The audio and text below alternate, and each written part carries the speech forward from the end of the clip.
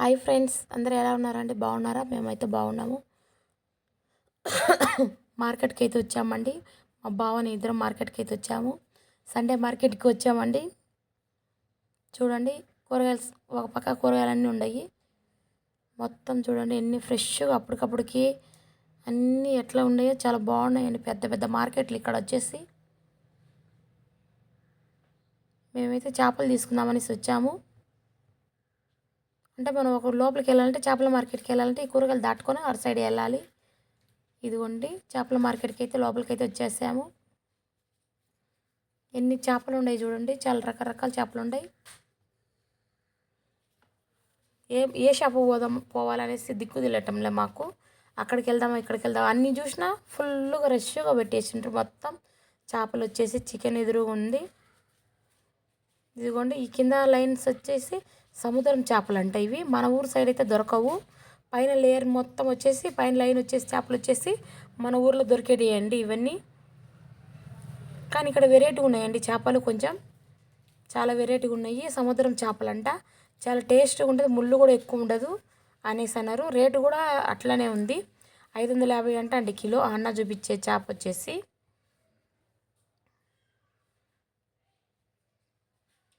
బాగుంటుంది, తీసుకోండి అనేసి అంటున్నారు. సర్లే అన్న, ఒక నిమిషం ఆగండి అనేసి మా ఆయన అయితే చెప్తున్నారు వాళ్ళకి. చూద్దాం ఏ చేప అయితే బాగుంటుంది అనేసి. మేము మా ఊర్లో ఇవి దొరకవు కదా, అన్నీ ఒకసారి చూసి తీసుకుంటాంలేండి అనేసి అన్నారు. పిలుస్తారండి అక్కడ, మా షాప్కు రా మా షాప్కు రా అని పిలుస్తూ ఉంటారు. ఎదురుగానే చికెన్ కొట్టు కూడా ఉంది.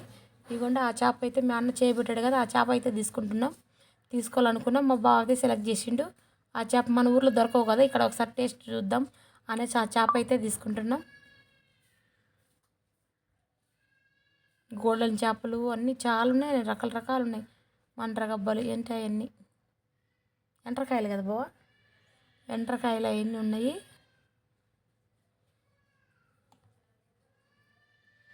మా బావ చేపలు తీసుకొని ఫోన్పే అయితే వేస్తున్నాడు.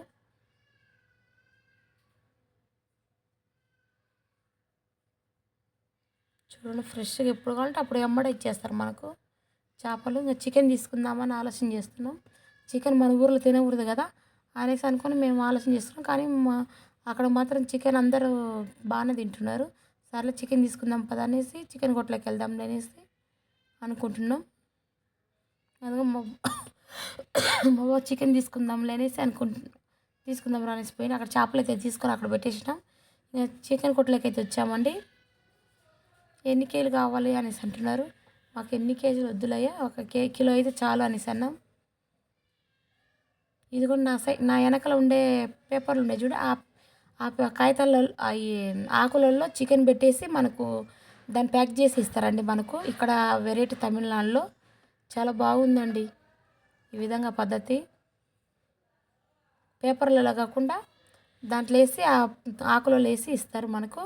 మా వీడియో నచ్చినట్లయితే లైక్ చేయండి, షేర్ చేయండి, సబ్స్క్రైబ్ చేయండి ఫ్రెండ్స్. ఓకేనా? బాయ్ అండి.